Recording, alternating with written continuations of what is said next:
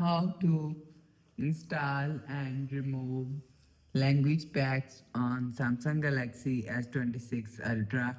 So let's start the video. First of all, go to app library. Now here, so click on settings app. Now in setting, scroll down, and click on general management. So you will see general management is here. So click on general management. Now here, so click on language packs. So after click on language packs, so if you want to download language, so click on this icon. So after click on this icon, you will see language is downloading.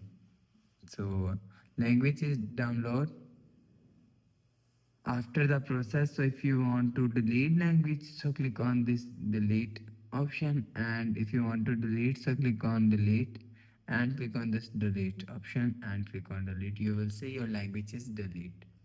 So after the process, go back to home screen, refresh phone. So that's how you can install or remove language packs on Samsung Galaxy S26 Ultra. So if you like the video, please subscribe. Thanks for watching.